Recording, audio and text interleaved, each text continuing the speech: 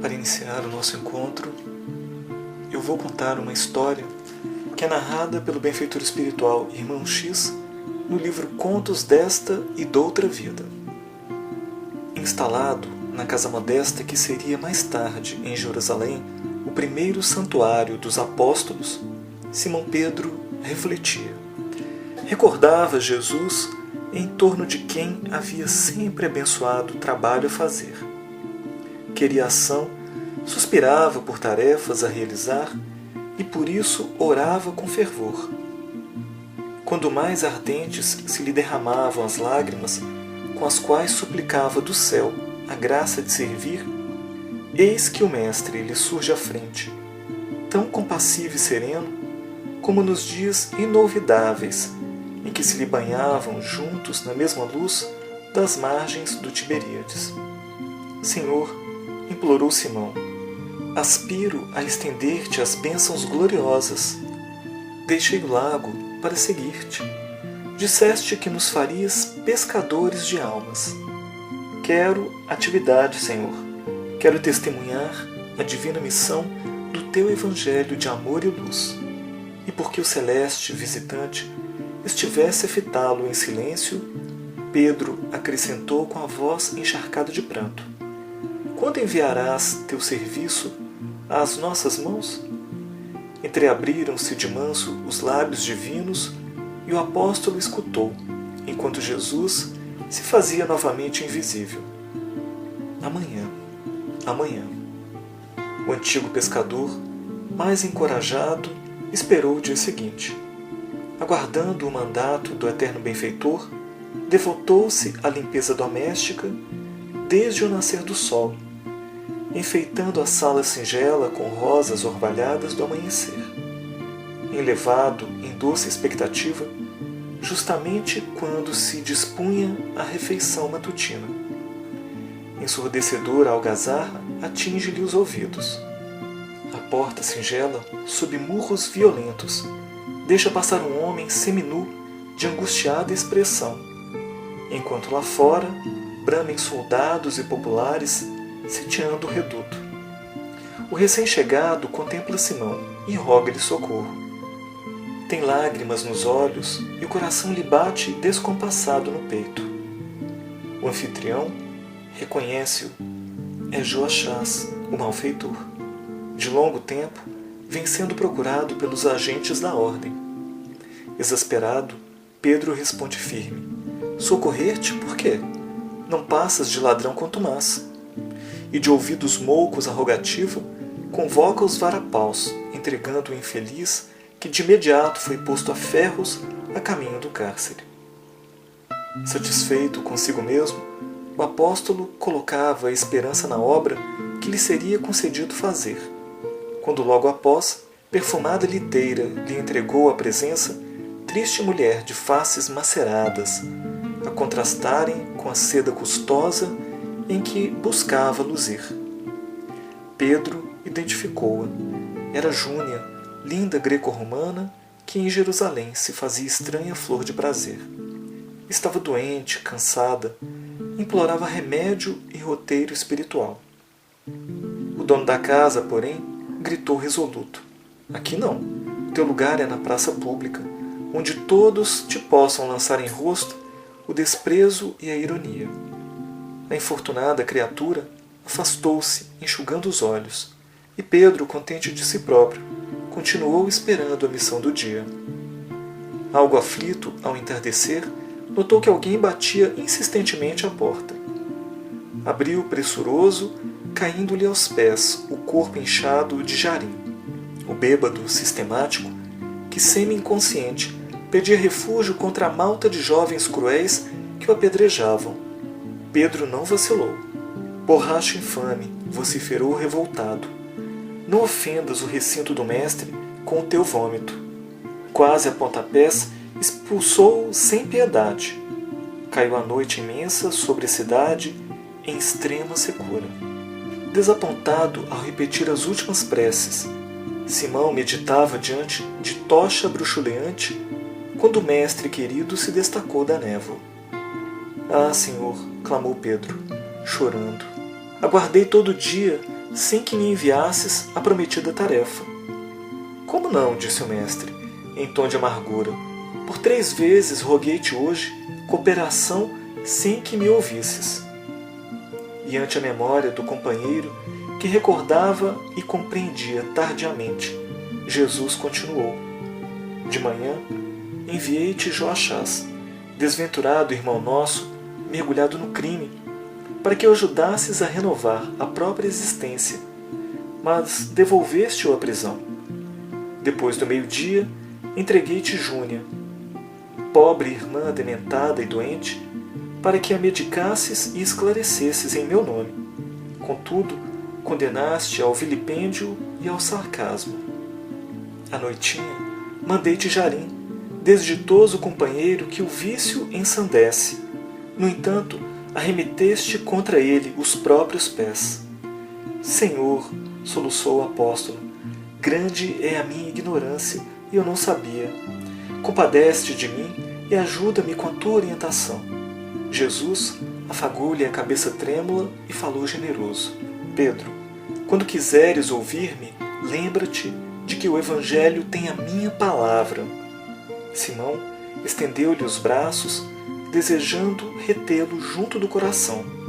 Mas o Cristo sublime, como que se ocultava na sombra, escapando-lhe a afetuosa carícia.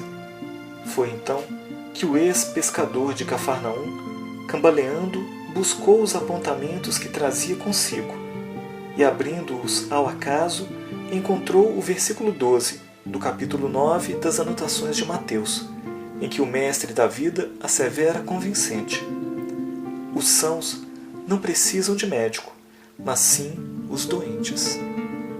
O empreendimento mais ousado de todo o mundo. Jesus veio lançar no tempo previsto as sementes do mais audacioso plano de transformação da paisagem humana na face do planeta. Seu projeto é o de propiciar mudanças na estrutura íntima dos seres, gerando com isso homens novos, regenerados, maduros espiritualmente, capazes de amar, doar-se, cuidar de si e de outros em entrega sem interesse. Fazer homens fortes e puros é o seu objetivo, fazendo-os melhores hoje do que foram ontem e tornando-os ainda melhores amanhã. Essa é a implantação do seu reino de amor na terra. O amor a que ele veio exemplificar e que também cantou através dos seus ensinamentos, que visavam lançar as bases de um reino diferente daqueles conhecidos no mundo. Um reino de amor e de brandura, vivido exteriormente, mas principalmente sentido interiormente. Nos afirmou Jesus que nenhuma das ovelhas que o Pai lhe confiara se perderia, dando-nos a entender que todos iremos alcançar esse reino de amor e exteriorizá-lo no mundo. Mas que para isso é necessário abrir a própria consciência, onde a compreensão de uma vida cósmica interligada entre tudo e todos, do qual cada um de nós é um membro importante. É importante nos colocarmos como filhos de Deus, herdeiros nos aspectos divinos que existem em nós, que aguardam despertar para que, cuidando uns dos outros, como uma grande família que somos, instauremos aqui o seu reino de amor. A inteligência de Jesus. De inteligência em comum, jamais vista antes, pois que quebrou todos os paradigmas de proceder humano imagináveis. Agia de forma enérgica, sendo sempre manso. Era humilde e simples, demonstrando enorme nobreza. Era altivo e suave ao mesmo tempo, tornando-se, deste modo, incomparável em todos os aspectos. Falando sobre si, disse que o Filho do Homem não tem uma pedra para reclinar a cabeça. Ele não tinha nada de valores materiais do mundo, não tinha nenhuma facilidade material, mas possuía o que era mais importante, possuía a si próprio. Ele governava seu mundo interior de emoções, pensamentos e atitudes com tamanha mestria que nos legou exemplos de inigualável inteligência. Sua inteligência se expressava no que fazia, no que dizia e mesmo quando silenciava. Despertou em nós a importância de cuidar do mundo íntimo, dos sentimentos, ensinando que o homem bom retira o bem do bom tesouro do seu coração. O homem mau retira o mal do mau tesouro do seu coração. Está em Mateus, no capítulo 12, versículo 35. Isso porque é do mundo íntimo que saem as virtudes e também os vícios. Completamente afinizado com o Pai, viveu em plena harmonia de ideias e interesses divinizados. Protótipo do ser do futuro, Jesus é o tipo mais perfeito que Deus nos ofereceu para servir de guia e de modelo, conforme nos ensinam os benfeitores espirituais na questão de número 625 de O Livro dos Espíritos. Quando Jesus afirmou que ele e o Pai são um, o fez em função da sintonia existente entre ambos, referente sempre à capacidade que um espírito puro tem de estabelecer contato com a vontade do Criador, tornando-se também criador de obras divinas através da sua própria vida. Quanto à sua vida, Jesus não tinha escolha, senão a escolha de agir de forma inteligentemente perfeita e sublime em todos os lances de sua existência física. Cada ser age de conformidade com o ponto de evolução em que estagia. Quanto mais se depura, mais compreende. Portanto, melhor age. Jesus agiu de modo a expressar toda a sua grandeza evolutiva, a qual nosso intelecto e nossa moral ainda não podem alcançar e nem compreender em sua totalidade. De governador do mundo a servo de todos. A vinda de Jesus. As tradições espirituais nos dizem que Jesus começou a se preparar para encarnar no orbe terrestre quando Moisés trouxe os 10 mandamentos no Monte Sinai. Foram cerca de 14 séculos de adensamento no seu perispírito para ligar-se em um corpo físico. A benfeitora espiritual Amélia Rodrigues, em seu livro Primícias do Reino, diz que o mergulho de Jesus nos fluidos grosseiros do orbe terráqueo é a história da redenção da própria humanidade, que sai das furnas do eu para os altos píncaros da liberdade.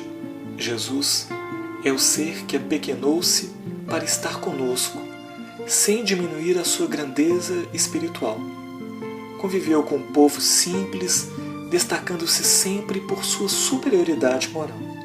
A manjedoura representa a mensagem da humildade nascente, onde o Cristo demonstra que a humildade é a base de todas as virtudes. Ele veio para servir, não para ser servido, como nos ensinou, dizendo que o maior no reino dos céus é aquele que se fizer menor entre os homens. Jesus é um ser muito além do seu tempo, e ainda hoje o é, pois que sua postura transcendia as normas sociais e culturais da época.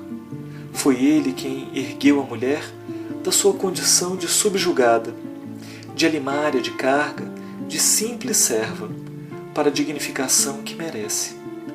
Cantou nas bem-aventuranças o mais belo poema de esperança e renovação em todos os tempos.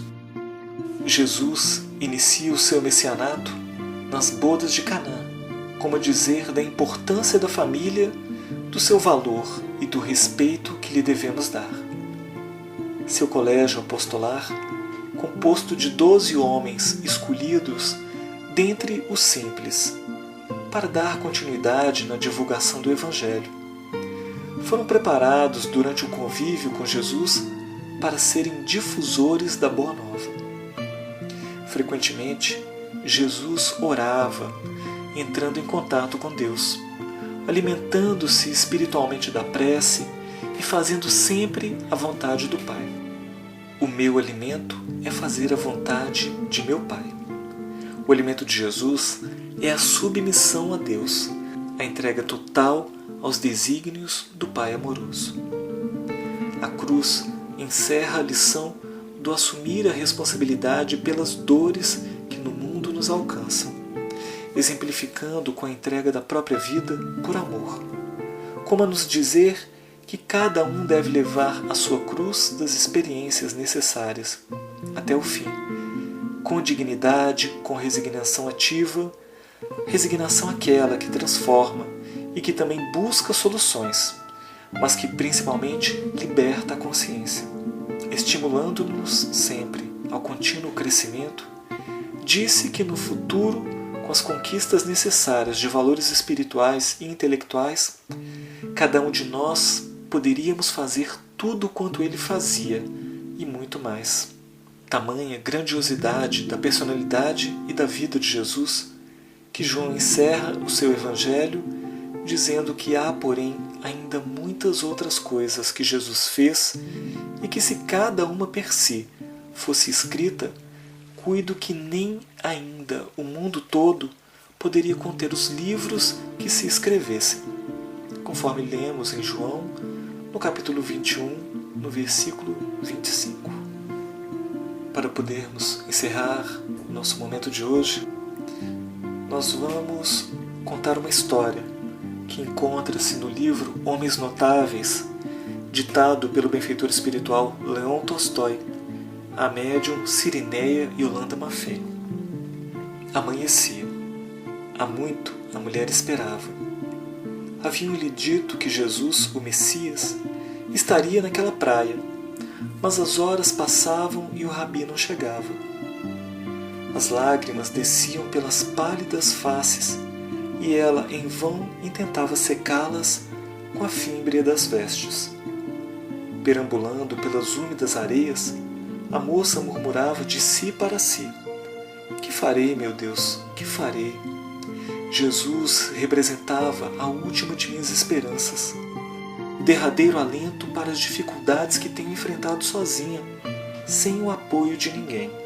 Disseram-me que ele aqui estaria, mas eu devo ter me enganado de local. Pudera. Minha cabeça não pensa, sinto-a cheia, repleta de nada. Por fim, exausta, desalentada, a moça abandonou o local, sempre falando baixinho, os olhos fixos no chão, torturada a alma. A longa estrada serpenteava sinuosa pelas terras da Galiléia. Logo mais, em um dos trechos, ao longe, avistou um homem calmamente vindo ao seu encontro. Temerosa, foi diminuindo o passo até que estacou, olhando para trás e para frente, vezes inúmeras, como se estudasse o que faria no caso de uma surpresa desagradável. O homem continuava caminhando cada vez mais perto, mais perto. Os olhos de Miriam prenderam-se naqueles claros olhos, mergulhando nas azuis profundezas dos fulgurantes cristais. Subitamente calma, não mais o temendo, ansiando sim por sua presença, sentindo que finalmente encontrara o Messias. Com melodiosa voz, ele disse: estás a procurar-me? Que desejas? Uma história de dores e decepções, semelhantes a muitas.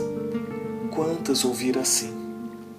Miriam expunha sua alma a Rabi, e ele escutava simplesmente, permitindo-lhe falar, totalmente voltado para o relato, assentindo vez por outra, quando ela ansiosamente indagava: estás entendendo, mestre? Finalmente calada, Miriam aguardava. As palavras de Jesus pareceram-lhe comuns conselhos. Recomendava-lhe amor ao próximo, paciência, tolerância, renúncia. Mestre, mas desejo ser feliz. Assim, somente estarei tolerando as pessoas, adiando minha felicidade. Quero ser livre, buscar caminhos diferentes. Jesus estendeu a destra, tocando suave e compreensivamente o trêmulo ombro. Havia decepção nos olhos da moça. Esperava outra coisa daquele homem de quem diziam maravilhas. Não fazia milagres? Então, seria muito fácil fazê-la feliz. Jesus estendeu a destra, tocando suave e compreensivamente o trêmulo ombro. Havia decepção nos olhos da moça. Esperava outra coisa daquele homem de quem diziam maravilhas. Não fazia milagres? Então, seria muito fácil fazê-la feliz. A moça volveu sobre seus passos. Aquele homem tão belo, envolto em estranha luz, certamente não a entendia. Inútil insistir. Os séculos decorreram. Estamos agora no Brasil. A Miriam da Galileia, dos tempos de Jesus, ainda anda em busca de Jesus, trilhando variados caminhos, acreditando em encontrá-lo, nos templos, nos rituais, nos sortilégios, perseguindo a felicidade, julgando-a presente nas coisas, nas demais pessoas, nas ilusões do mundo. Anônima entre os que percorrem as ruas, ela sonha com uma vida diferente. Seus olhos encontram os olhos claros no grande outdoor, demorando-se no fascínio daquele olhar. As letras imensas informam: eu sou o caminho, a verdade e a vida. E uma saudade imensa toma conta de seu coração. Uma sensação de que poderia ter sido de outro modo. Ela só não sabe como. Os olhos do mestre parecem dizer-lhe: calma, um dia, não importa quando, compreenderás. Teu coração abrir-se-á qual flor aos raios de sol, sem esforço, sem constrangimentos. Até lá, minha irmãzinha, prosseguirás buscando, construindo, no seu tempo próprio, os teus alicerces evolutivos. Eu estarei esperando enquanto aprendes a lição mais importante: amar. O doce fascínio do amor.